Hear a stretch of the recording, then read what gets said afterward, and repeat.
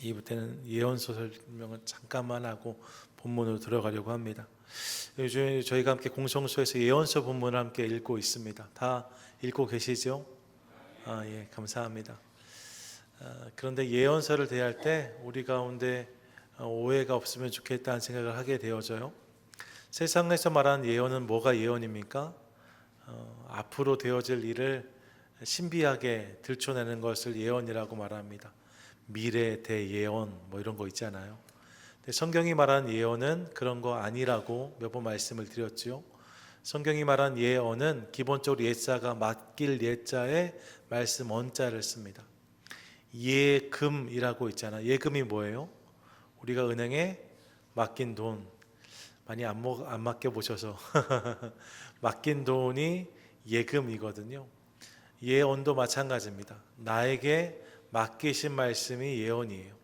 하나님이 인생에 맡기신 말씀이 예언입니다. 그래서 세상의 예언은 신통함이 중요하지만 하나님의 사람에게 있어서의 예언은 관계가 중요합니다. 하나님과 관계가 친밀한 사람들, 하나님과의 관계가 깊은 사람들이 그분의 마음을 알게 되고 그분의 말씀을 받게 되는 거죠. 바라기는 하나님과 친밀한 관계를 누리는 것을 통하여서 날마다 그분의 음성과 마음을 받고 경험하는 저와 여러분 우리 모두가 되시기를 축복합니다. 아멘. 그런 맥락과 기대를 가지고 예언서를 함께 읽어가시면 좋겠고, 우리가 소예언서 계속 읽고 있는데 오늘은 대예언서 중에 첫 번째 본문이죠. 이사야서 말씀 함께 나눠보려고 합니다.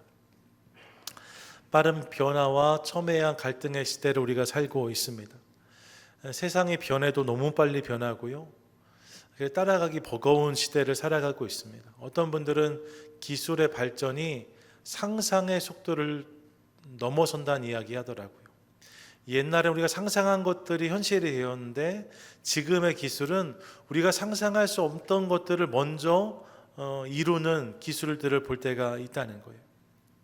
따라가기 버거운 시대를 삽니다. 갈등도 갈수록 심해지는 것을 경험합니다. 우크라이나 러시아 전쟁이 마무리될 기미가 보이지 않지요. 이스라엘과 하마스의 전쟁은 물론이고 최근에는 이스라엘과 헤즈볼라가 전쟁을 시작해서 전 세계가 다 걱정하고 있습니다. 눈에 보이는 전쟁이 말도 못해요. 눈에 보이는 전쟁만 있는 것이 아니라 보이지 않는 전쟁도 이미 우리 안에 있는 것을 봅니다. 진영 간의 갈등이 있습니다. 이념 간의 갈등이 있습니다. 세대 간의 갈등이 있습니다. 정말 원수에게 하는 것처럼 그렇게 욕하고 싸우는 시대의 모습을 볼 때가 있습니다. 그것이 오늘 우리의 모습인 거죠. 너무 빨리 변하고 너무 극명하게 갈라져 있어요. 그래서 현대를 이야기할 때에 위로가 필요한 시대라는 말을 하곤 합니다. 모든 이들이 위로받기를 원하고 위로받아야 되는 시대가 오늘 우리가 사는 시대라는 거예요. 누구도 예외가 아닙니다. 여러분도 위로받기를 원하시죠? 위로가 필요한 시대를 살고 있어요. 문제는 어디로부터 우리가 위로를 받을 수 있느냐입니다. 위로가 너무나 필요한데, 그런데 여러분, 위로받을 곳이 마땅치 않다는 것을 경험합니다. 세상에서 나에게 진정한 위로를 공급할 수 있는 곳이 없어 보여요. 위정자나 사회 지도층 인사들도 너무나 실망스럽습니다. 믿었던 이들도 흔들리고 넘어지는 모습을 볼 때가 많이 있습니다. 심지어 여러분, 요즘은 가족을 통해서도 위로받기 어려운 시대가 아닌가라는 말을 합니다. 누군가는 위로는 고사하고 서로 부담만 주지 않아도 훌륭한 가족이라고 이야기하더라고요. 예, 여러분, 그런 시대를 살고 있습니다. 위로를 경험하기가 어려워요. 또 그러다 보니까 가짜 위로에 현혹되는 사람들을 봅니다. 중독의 문제가 그런 거죠. 다양한 것들에 중독되는 이들을 만날 때가 있습니다. 여러분, 왜 중독의 문제에 우리가 넘어질까요? 단순히 의지가 약해서요? 그 사람이 나빠서요? 그렇지 않습니다. 위로받지 못해서입니다. 마음의 공간이 채워지지 않기 때문입니다. 그래서 엉뚱한 것들로 채우려다 보니까 중독의 문제에 빠져들게 되는 거죠. 하지만 우리는 압니다. 그런 것들이 우리 인생의 진정한 위로가 되지 못합니다. 아니요, 여러분, 위로가 되지 못할 뿐만 아니라 그런 것들에 빠지면 그 중독의 문제가 인생에 더 큰 상처를 남기는 것을 볼 때가 많습니다. 이것이 우리의 모습이에요. 위로가 필요하지만 정작 진짜 위로를 경험하기 어려운 것이 오늘 우리의 현실이다 말씀드리는 거죠. 그러면 무엇이 우리 가운데 진정한 위로가 될 수 있을까? 비슷한 상황에 서 있는 사람들이 있습니다. 이사야 선지자 시대의 이스라엘 백성들이 그렇습니다. 그들은 불순종과 불신앙과 불의로 규정할 수 있습니다. 온갖 죄를 저지르고 하나님께로부터 멀리 떠난 사람들이 그 시대의 사람들이었습니다. 이로 말미암아 피할 수 없는 심판 앞에 서 있는 것이 그 당시 이스라엘 백성들의 모습이었어요. 실제로 이사야서를 보면 39장까지 남유다와 예루살렘 그리고 아수르, 바벨론 주변의 여러 나라와 민족들을 향한 심판의 메시지가 빼곡히 선포되고 있는 것을 봅니다. 피할 수 없는 심판이 찾아오고 있다는 거예요. 벌을 받아야 될 시간이 임박했다는 선포가 이어지고 있는 거죠. 누구도 예외가 아닙니다. 그 시대에 근동에 있던 모든 나라가 다 그 심판을 경험하게 된다는 거예요.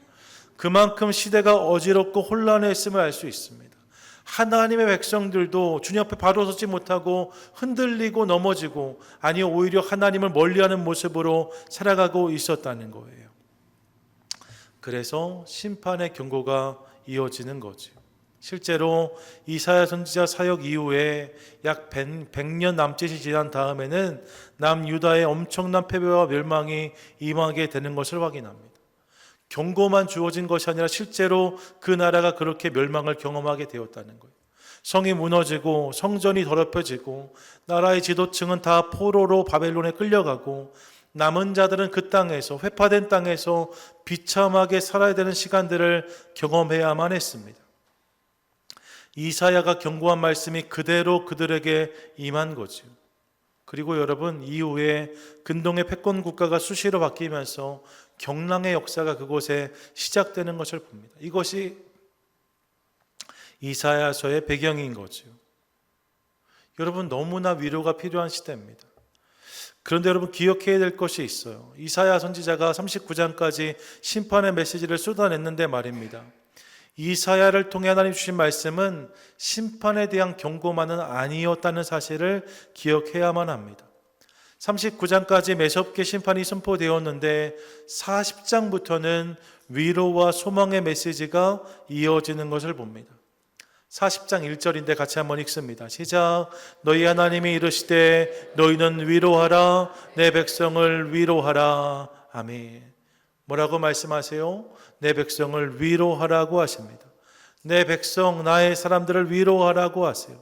참 감사하지요. 여러분, 진노 중에도 긍휼을 잊지 않으시는 하나님의 선하심을 확인할 수 있습니다. 내 백성을 위로하라고 말씀하세요. 그런데 여러분, 이런 생각이 든 거죠. 앞서 했던 똑같은 생각 말입니다. 무엇이 그날 그들에게 위로가 될 수 있을까? 그들의 상황이 너무나 어렵잖아요. 모든 것이 무너지고 사라진 상황입니다. 모든 것을 잃게 되었습니다. 남은 것이 없습니다. 여러분, 희망의 싹을 틔울래야 틔울 수 없는 현실 앞에 저들이 서 있습니다. 무엇이 그들에게 위로가 될 수 있을까? 인간적인 말이나 제스처는 도저히 그들에게 위로가 되지 않을 것 같습니다. 현대인들이 위로를 경험하지 못하는 것처럼 그날 그들에게도 사실 인간적인 위로와 격려는 아무런 힘이 되지 못했다는 거예요. 그런 걸 가지고 위로받을 수 있는 상황이 이미 넘어선 거죠. 그럼 그들은 무엇으로 위로받을 수 있을까? 그들을 무엇으로 위로할 수 있을까? 이렇게 생각하면 사실 좀 난감합니다.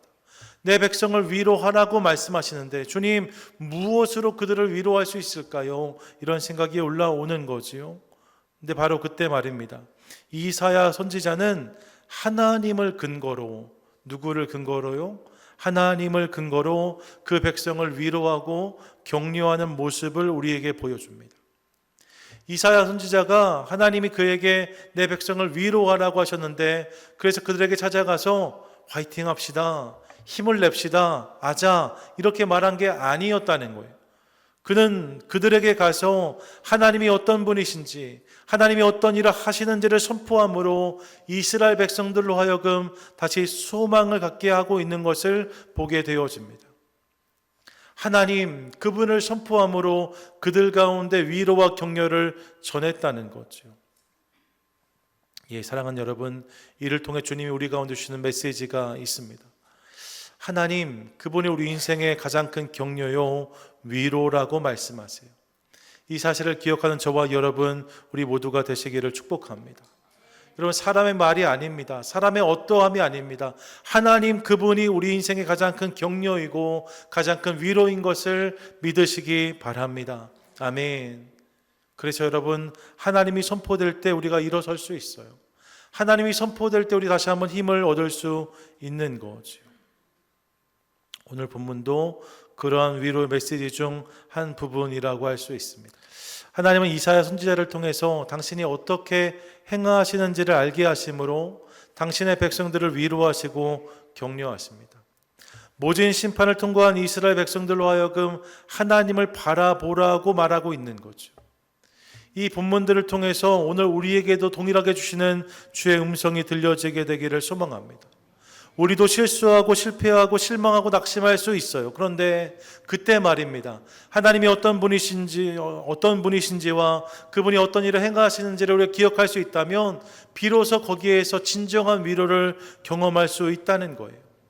그렇다면 하나님이 우리에게 위로가 되시는 세 가지 이유, 그것이 무엇인가 오늘 본문을 통해서 확인하고 싶습니다. 첫째, 그분은 작은 것을 통해서 큰 일을 이루시는 하나님이시라고 선포합니다. 같이 한번 고백하실까요? 시작. 작은 것을 통해 큰 일을 이루시는 하나님. 그래서 그분이 우리 가운데 위로이세요. 22절 상반절인데 같이 한번 읽습니다. 시작. 그 작은 자가 1000명을 이루겠고. 뭐라고 말씀하십니까? 우리 하나님이 작은 자가 1000명을 이루게 하시는 하나님이시라고 선포되고 있습니다. 원문을 보시면 작은 자마다 1000명을 이루겠고라고 되어져 있어요. 예, 여러분, 우리 하나님은 작은 것을 주목하시고 작은 것을 통해서도 일하시는 하나님이시라고 성경은 선포하고 있습니다. 성경을 보면 이런 하나님의 이야기는 얼마든지 있지요. 하나님은 큰 골리앗이 아니라 작은 다윗을 통해서 일하셨습니다. 하나님은 애굽이나 바수르나 바벨론 같은 당대의 큰 나라들이 아니라 지극히 작은 나라 이스라엘을 통해서 당신의 뜻을 펼쳐주셨습니다. 예수님이 태어나신 것도 큰 성 예루살렘이 아니었습니다. 작은 마을 베들레헴이었습니다. 하나님의 나라를 비유로 말씀하실 때에도 하나님은 크고 좋은 것을 견주지 아니하시고 작은 씨앗 겨자씨를 예로 드시면서 하나님 나라를 설명해 주셨습니다. 예, 여러분, 하나님은 작은 자를 통해서 큰 일을 이루시는 분이십니다. 이를 기억하고 신뢰하는 저와 여러분, 우리 모두가 되시기를 축복합니다. 아멘. 작은 것을 통해서 큰 일을 이루시는 하나님이시라는 거예요. 세상은 그렇지 않지요. 세상은 늘 큰 것을 찾습니다. 큰 것을 바랍니다. 기회도 작은 것보다는 큰 곳에 더 주어질 때가 많습니다. 세상은 큰 것을 선호합니다. 그래서 여러분, 세상만 보면 우리는 실망할 때가 많아요. 왜냐? 우리 안에 그렇지 못한 모습이 많기 때문입니다. 남들은 크다고 말해도요, 상대적으로 스스로 작게 보는, 얕게 여기는 마음이 우리 가운데 있습니다. 나에게 있는 능력과 달란트는 여전히 작아 보입니다. 우리 가정도 참 작아 보입니다. 금수저가 우리의 이야기가 아니라 흙수저야말로 나의 이야기가 아닌가, 그런 생각을 해보게 되어지는 거죠. 감당하고 있는 직장과 비즈니스도 작게 느껴질 때가 많습니다.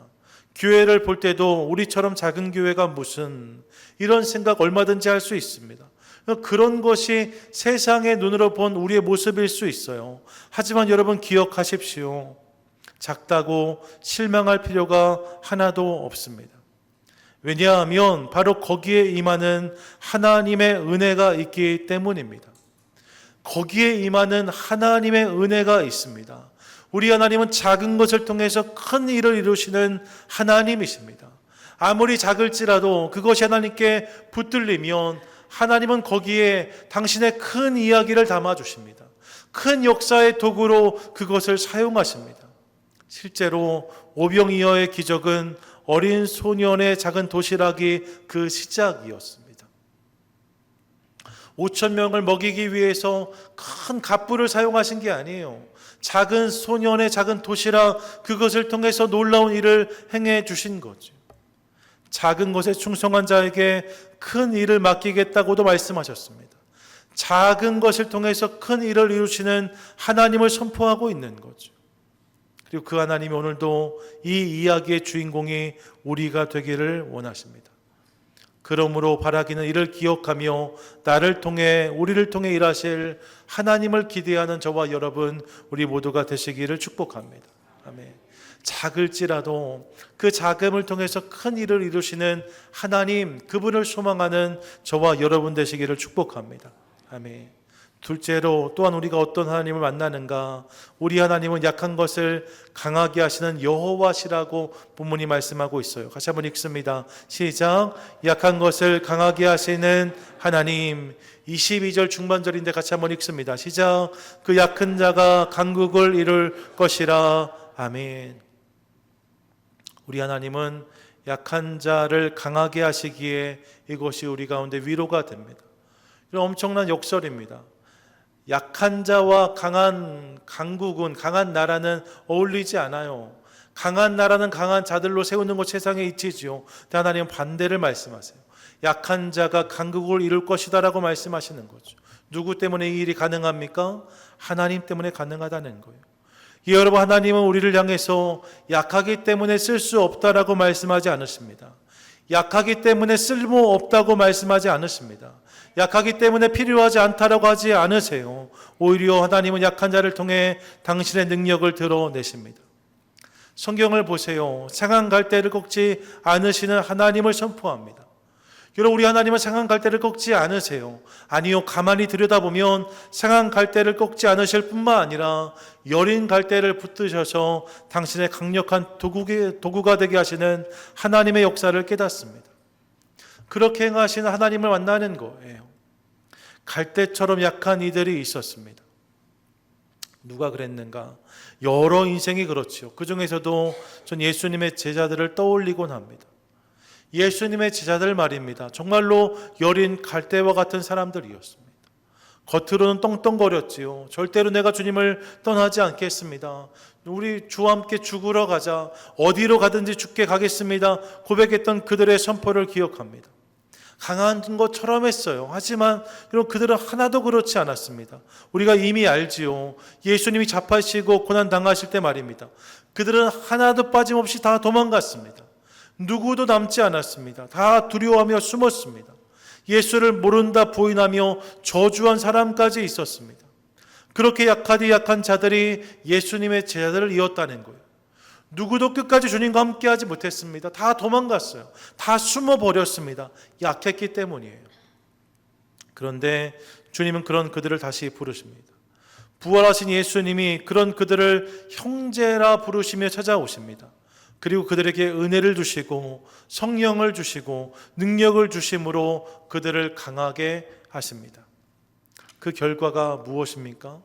예수님이 12 제자들 중에 사도 요한을 제외하면 저들은 다 순교당했습니다.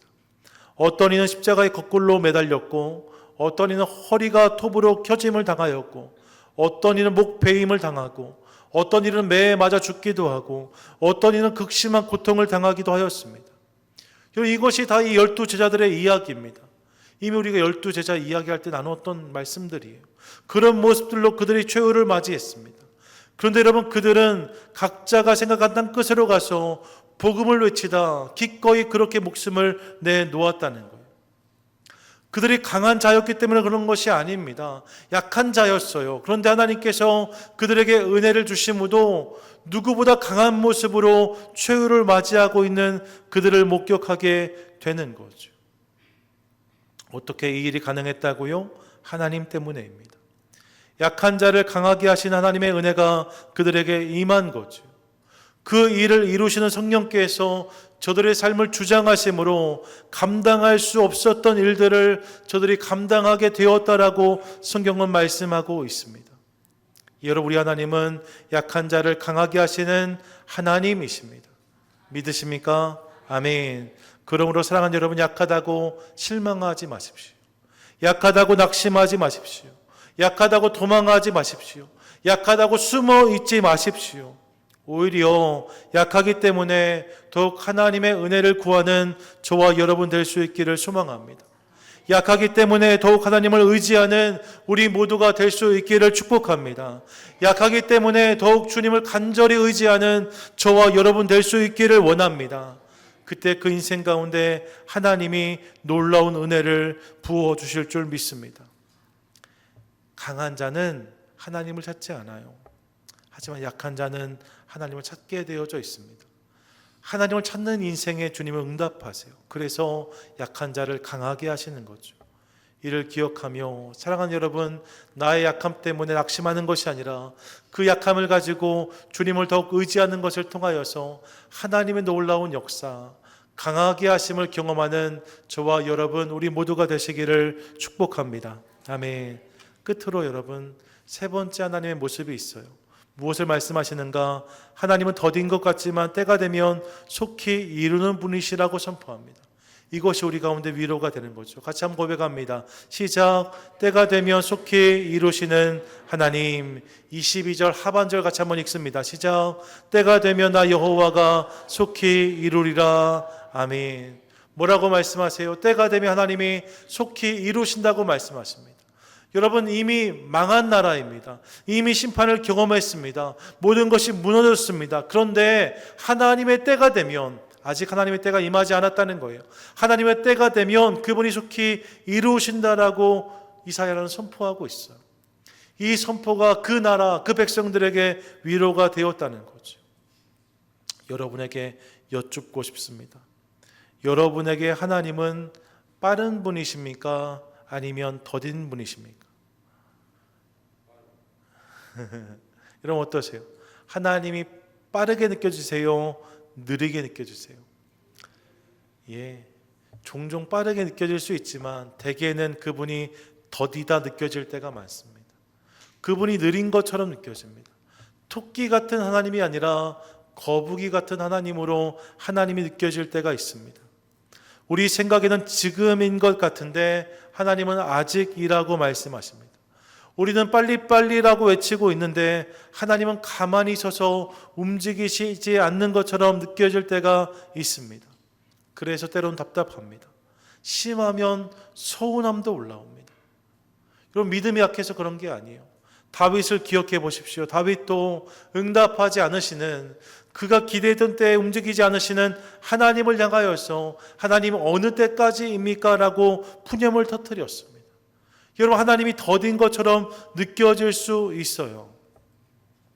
그런데 여러분, 그럼에도 불구하고 성도는 말입니다, 그분의 때, 즉 하나님의 라이트 타임이죠. 그분의 때를 신뢰하는 사람인 것을 함께 기억하도록 하겠습니다. 성도가 누구냐? 성도는 내가 생각하는 때를 내려놓고 하나님의 때를 인정하는 사람들입니다. 믿으십니까? 아멘. 예, 여러분, 그것이 성도인 거예요. 여러분 기억하십시오. 오늘 본문은 하나님의 때를 선포합니다. 하나님의 때가 분명히 있다는 거예요. 때가 이르면 때가 분명히 있다는 거죠. 그리고 그 때가 되면 그분이 말입니다, 하나님이 속히 이루신다라고 선포하고 있습니다. 지체하지 않으신대요. 더디하지 아니하신답니다. 당신의 뜻을 분명히 드러내시고 속히 이루어 주시겠다고 말씀하고 계세요. 이를 믿는 저와 여러분 우리 모두가 되시기를 축복합니다. 아멘. 성경을 보세요. 여러분, 늦었다 싶은 장면들이 분명히 있습니다. 회당장 야이로의 딸의 이야기를 기억해 보십시오. 회당장 야이로가 너무 급해서 예수님을 모시러 왔어요. 딸을 고쳐달라고 이야기했습니다. 발을 동동거리며 예수님을 쫓아갑니다. 여러분, 빨리 가셨으면 좋겠어요. 근데 그 여정에서 예수님이 혈루병 걸렸던 여인을 고쳐주시는 일이 있지요. 그 지체 속에서 이 야이로의 딸이 숨을 거둡니다. 사람이 와서 더 이상 예수님 필요가 없다고 말합니다. 회당장에게 야이로요, 당신의 딸이 죽었습니다라고 전하고 있어요. 우리 생각에 늦은 게 아닌가 싶습니다. 병든 나사로의 소식을 들으셨을 때도 마찬가지입니다. 주님은 일부러 지체하셨다라고 성경이 기록하고 있어요. 이를 통하여서 그가 죽게 되었다라고 성경은 기록합니다. 이 장면들을 보면서 주님이 너무 늦으신 것이 아닌가, 이런 생각이 우리 가운데 들어요. 주님 조금만 더 서둘러 주시지요, 이런 생각이 드는 거지요. 하지만 여러분, 성경은 무엇이라고 말씀합니까? 그때가 결코 늦은 때가 아니었다라고 말씀합니다. 여러분, 우리가 기대했던 때가 아니었던 것은 맞아요. 하지만 예수님은 당신의 때에 그들을 찾아오시고 놀라운 역사를 허락해 주십니다. 죽은 소녀에게 찾아오셔서 소녀야 일어나라 달리다구 말씀하심으로 그녀를 일으켜 세우십니다. 무덤 속에 나사로에게 찾아오셔서 나사로야 나오너라 말씀하심으로 그로 하여금 사망을 꺾고 일어나는 놀라운 역사를 허락해 주십니다. 이를 통해서 주의 놀라운 영광을 드러내신 거죠.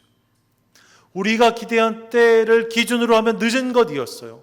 하지만 여러분, 그분께서 일하시기에는 충분한 타이밍이었던 것을 깨닫습니다. 그분이 그때 그 일을 행하셨다는 거죠. 여러분, 하나님이 행하지 못하실 때는 없습니다. 그러므로 그때를 신뢰하며 그분을 기다리고 기대하는 저와 여러분, 우리 모두가 되시기를 축복합니다. 아멘. 벌써 9월 말인데요. 9월 초에 저희가 조슈아 내셔널 파크로 캠핑 갔잖아요. 첫날 밤 늦게까지 별 보고 왔거든요. 이제 말할 수 있다는데 별보다 또 오늘 권사님 넘어지셔서 제 걱정도 많이 하고 이런 일들이 있었어요. 밤 늦게까지 별 보고 돌아와 많이 피곤했는데 다음날 일출을 보겠다는 열심 하나로 몇몇 분들이 일어나서 숙소에서 이 공원 중심까지 한 40분 와야 되거든요. 열심히 달려와서 일출을 보려고 아침에 기다렸습니다. 여러분, 근데 해가 빨리 올라와요, 안 올라와요? 안 올라오는 거예요. 아무리 기다려도 안 올라오는 거예요. 한밤을 지나는 것은 어렵지 않았거든요. 한밤을 기다리면 지나는 거 어렵지 않았는데 그 해 뜨기 직전의 시간은 어렵더라고요. 왜 이렇게 해가 안 뜨나 동동동 거릴 수밖에 없는 거예요. 제 옆에 있던 어떤 사람은 오늘 해가 안 뜰 것 같다고 내려가자고 하더라고요. 저랑 같이 사는 사람인데, 여러분, 해가 안 뜨는 날이 어디 있어요? 근데 오늘은 해가 안 뜰 것 같다는 거예요. 내려가자고. 조금만 더 참자고 그렇게 기다렸어요. 기다렸더니 해가 올라왔을까요? 안 올라왔을까요? 해가 올라왔어요. 정말 조금 지나니까 태양이 올라오더라고요. 그 태양을 보면서 큰 감격이 있었습니다. 내려오면서 이런 생각했어요. 여러분, 내가 기대하는 때에 해가 올라오지 않을 수 있습니다. 내가 기대하는 때에 해를 보지 못할 수 있습니다. 하지만 여러분, 해는 반드시 올라와요. 그러니까 기다리는 자가 일출의 목격자가 되는 거예요.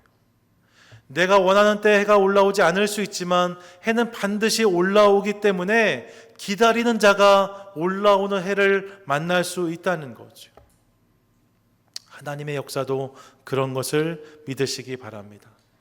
우리 하나님은 살아계신 하나님이십니다. 믿으십니까? 그분이 우리 삶 가운데 역사하시는 하나님이십니다. 믿으십니까? 아멘. 여러분, 그분이 반드시 우리 삶 가운데 역사하세요. 그러므로 그 역사의 목격자는 누가 되는가? 신뢰함으로 기대하는 자, 기다리는 자가 그 역사의 목격자가 될 수 있습니다. 해가 반드시 올라오는 것처럼 그분은 반드시 내 삶 가운데 일하세요. 누가 그 일을 목격할 수 있는가? 그분을 기대하며 기다리는 자가 그 역사의 목격자가 되는 거죠. 이 사실을 기억하며 하나님의 약속을 신뢰하는 저와 여러분, 우리 모두가 되시기를 축복합니다. 때가 되면 나 여호와가 속히 이루리라. 여러분, 이 약속이 오늘 저와 여러분, 우리 모두를 향한 약속인 것을 믿으시기 바랍니다. 우리의 때가 아닐 수 있어요. 하지만 그분이 정하신 때가 되면 그분이 내 삶 가운데, 우리의 삶 가운데 속히 이루어 주실 줄 믿습니다. 아멘. 이를 기억하며 날마다 주님을 기대함으로 하나님의 위대한 역사의 목격자가 되고 주인공이 되어지는 저와 여러분 되시기를 축복합니다. 아멘. 사랑하는 여러분, 우리 하나님이 이런 분이셨다는 거예요. 세 가지 말씀드렸습니다. 첫 번째 같이 읽습니다. 작은 것을 통해 큰 일을 이루시는 하나님. 두 번째요, 약한 것을 강하게 하시는 하나님. 세 번째요, 때가 되면 속히 이루시는 하나님. 여러분, 이 하나님이 누구에게 선포되어졌다고요? 낙심하고 실망해 있는 이스라엘 백성들에게 선포되어졌다고요. 왜요? 이 하나님을 기억하는 것이 가장 큰 위로였기 때문입니다. 이 하나님을 인정하는 것이 인생의 가장 큰 소망이 될 수 있기 때문입니다. 우리에게도 마찬가지입니다. 사람의 달콤한 말이 위로가 되지 않습니다. 세상에 여러분 어떤 곤모술수가 위로가 되지 않습니다. 거기에 방법이 있지 않습니다. 하나님, 그분이 우리의 방법이시고 그분이 우리 인생의 참된 위로이십니다. 그러므로 그분을 기억함으로 작다고 실망하지 않는 우리 되기를 원합니다. 약하다고 낙심하지 않는 우리 되도록 하겠습니다. 더디다고 포기하지 않는 우리 모두가 될 수 있기를 소망합니다. 그리고 그 하나님을 내 인생의 위로 삼고 격려 삼는 것을 통해서 다시 일어서는 저와 여러분 될 수 있기를 축복합니다. 그때 하나님께서 우리 삶을 크게 위로하시고 놀라운 당신의 이야기를 우리 인생 가운데, 우리 가정 가운데, 우리 사업과 직장, 우리 교회 가운데 담아주실 줄 믿습니다. 바라기는 이 하나님으로 인해 날마다 위로와 격려를 경험하고 힘을 얻는 것을 통하여서 그분의 놀라운 역사에 참여하고 그 역사를 목격하고 그 역사의 주인공으로 살아가는 저와 여러분 우리 모두가 되시기를 주님의 이름으로 간절히 축원드립니다. 아멘, 아멘.